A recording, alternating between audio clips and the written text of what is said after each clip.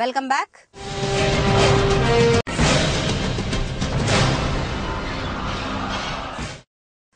కాంగ్రెస్ కోసం ఒక పత్రిక అవసరమనే భావన రాష్ట్ర నేతల్లో కల్పించారు.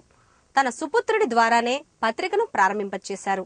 అది కూడా భారీ స్థాయిలో 100 కోట్ల రూపాయల పెట్టుబడితో ప్రారంభమైన సాక్షి పేపర్ వచ్చి రాగానే అన్ని పత్రికలు కూడా ₹2కే విక్రయించాలి అంటూ ఉద్యమం మొదలుపెట్టారు.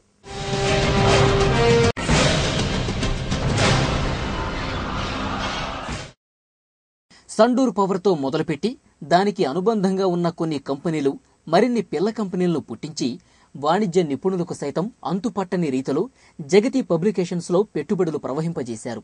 ఈ క్రమంలో విదేశీ ప్రత్యక్ష పెట్టుబడుల పరిమితులను అడ్డగోలుగా ఉల్లంఘించి జగతి పబ్లికేషన్స్కు మారిషస్ నుంచి అక్రమ మార్గంలో డబ్బులు తెప్పించారు. మా కంపెనీలో విదేశీ పెట్టుబడులు లేవు అంటూ ఆర్ఎన్ఐకి తప్పుడు సమాచారం అందించారు. సెబీ నిషేధించిన కంపెనీలకు జగతి పబ్లికేషన్స్ షేర్లు కేటాయించడం మరో అక్రమ మార్గం. ఇలాంటి అక్రమాల పత్రికకు దివంగత సీఎం వైఎస్ అధికారికంగా ఆర్థిక పరిపుష్టి కలిగించారు. నిబంధనలు సడలించి మరీ కోట్ల విలువైన సర్కార్ ప్రకటనలను గుప్పించారు.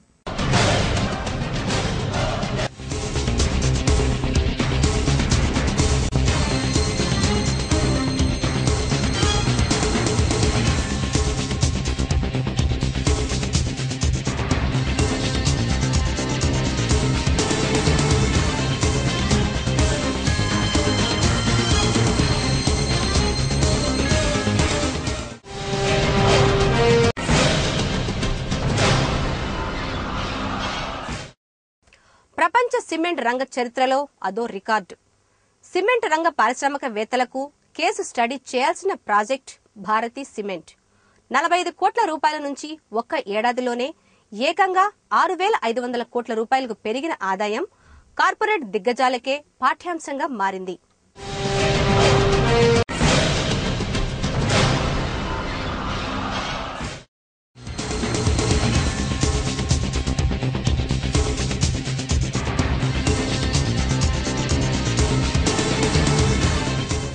వైఎస్ సుపుత్రుడు జగన్ ఏర్పాటు చేసిన భారతీ సిమెంట్ది మరో కథ. అంతకుముందు ఇది రఘురామ్ సిమెంట్గా ఉండేది. ఈ సంస్థలో ప్రమోటర్ల వాటా ఒక్క ఏడాదిలోనే 45 కోట్ల నుంచి 6,500 కోట్లకు పెరిగింది. ఇది భారత సిమెంట్ రంగం చరిత్రలోనే ఒక రికార్డు.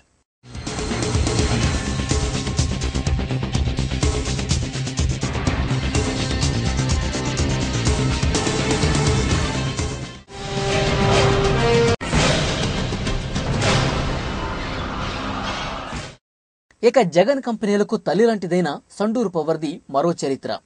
22 మెగావాట్ల ఉత్పత్తి సామర్థ్యం ఉన్న ఈ విద్యుత్ ప్లాంట్ విలువ 1,300 కోట్లుగా చూపారు.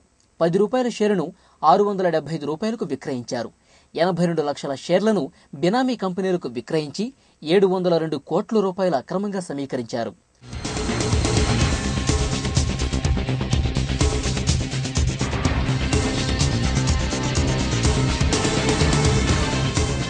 ఆ సొమ్ముతోనే జగన్ బంతాట ఆటం మొదలుపెట్టారు. జగన్ కంపెనీల్లో పెట్టుబడులు పెట్టించటం, అలా పెట్టుబడులు పెట్టిన వారికి ప్రభుత్వ పరంగా లబ్ధి చేకూర్చటం వైఎస్ అధికార దుర్వినియోగానికి ఒక తార్కాణం.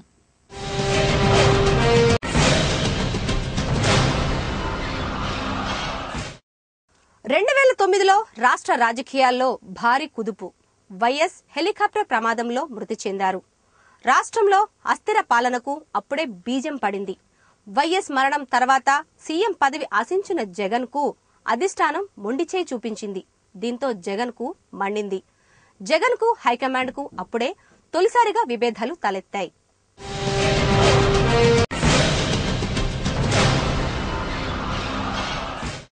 వైఎస్ అకాల మరణం తట్టుకోలేక మరణించిన వారి కుటుంబాలను పరామర్శించటం కొడుగ్గా నా బాధ్యత అంటూ కర్నూలు జిల్లా నల్లకలవ సభలో వైఎస్ జగన్ వేలాది మంది జనం మధ్యలో వెల్లడించారు.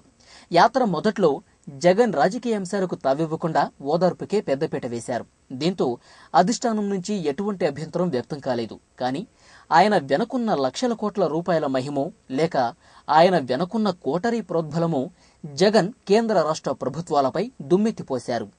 ఒకప్పుడు దేవతలా కనిపించిన సోనియా ఇప్పుడు ఆయనకు దెయ్యంలా కనిపించారు. అమ్మా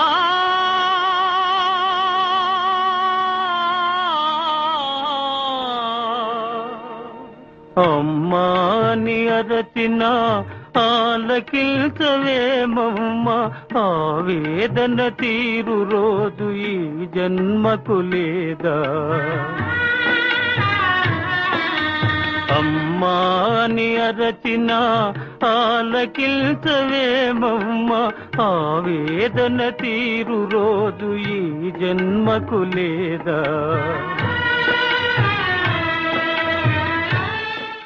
కాంగ్రెస్ పార్టీ అధినేత్రి తన కుటుంబాన్ని చీల్చుతుందని ఆరోపించారు. కాంగ్రెస్ పార్టీకి రాజీనామా చేసి ఆ పార్టీతో పోరుకు సిద్ధమయ్యారు. ఏకంగా సోనియానే టార్గెట్ చేశాడంటే ఇదంతా ఆయన వెనుకున్న వేలాది కోట్ల రూపాయల మహిమగా రాజకీయ విశ్లేషకులు చెబుతున్నారు.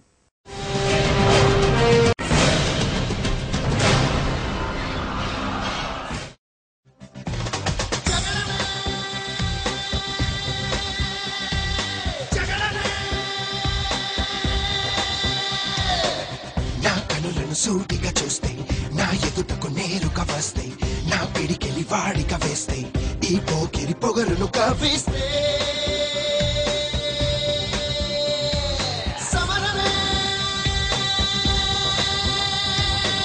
నా ఎదురుగా ఎవ్వరు ఉన్నా ఆ దేవుడు దిగి వస్తున్నా, ఆకాశమే దిగి పడుతున్నా.